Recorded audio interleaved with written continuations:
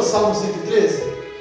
Salmo 113. O que eu posso falar sobre o ponto de vista? Eu quero que você preste atenção. Tudo depende do nosso ou do seu ponto de vista. Tudo vai depender do ponto de vista de cada pessoa.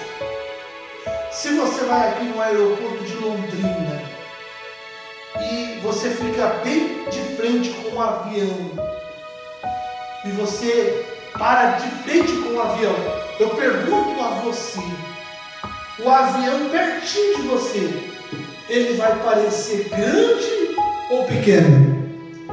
Grande. Você vai olhar e falar, nossa, como esse avião é enorme, como é grande isso daqui. Porém, se o mesmo avião que você viu ali a 10 metros de você parece ser enorme, esse mesmo avião, quando ele decola, ele vai subindo ali a 20 mil pés de altura. Quando você olha ele lá em cima, dá para você colocar ele na mão. Não é verdade? Dá para você medir ele na mão. Porque tudo vai depender do ponto de vista de cada pessoa. Se você olha para o problema como se ele fosse enorme, ele vai parecer enorme. Mas se você olha para o problema como se ele fosse pequeno, ele vai caber na palma da tua mão. Depende de como você olha. A palavra de Deus fala no livro de Salmo 113, você pode ler aí, a partir do versículo 5, diz assim: quem é como o Senhor, nosso Deus, que habita aonde? Nas alturas, que está no céu e na terra. Então, você sabia que nós, para olharmos para o céu, todos nós temos que fazer assim na cabeça. Deus, Ele é o único que para olhar para o céu, Ele não faz assim na cabeça, Ele faz assim. Porque Deus habita acima do céu.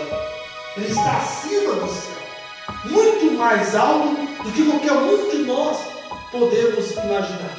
Então, Deus, para olhar para você, Ele tem que se inclinar a cabeça para poder ver você.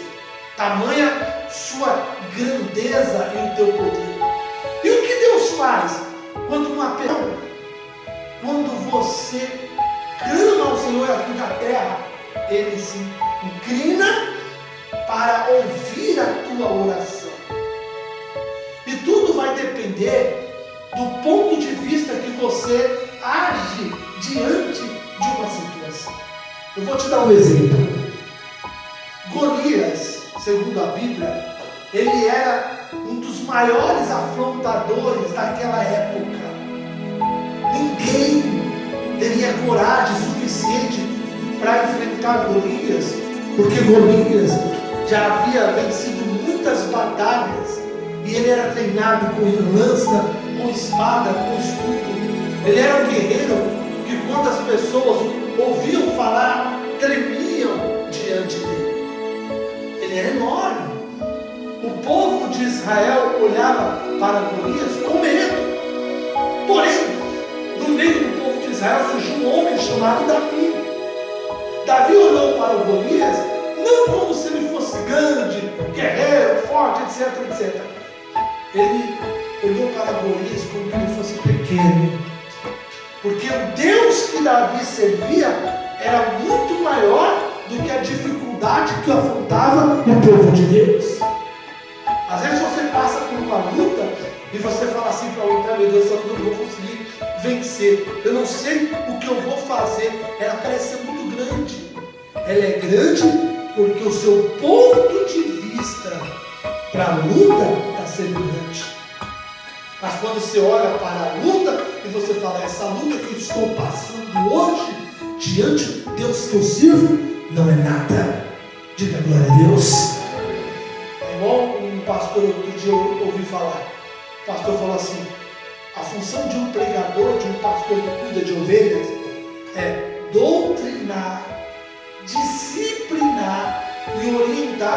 as ovelhas.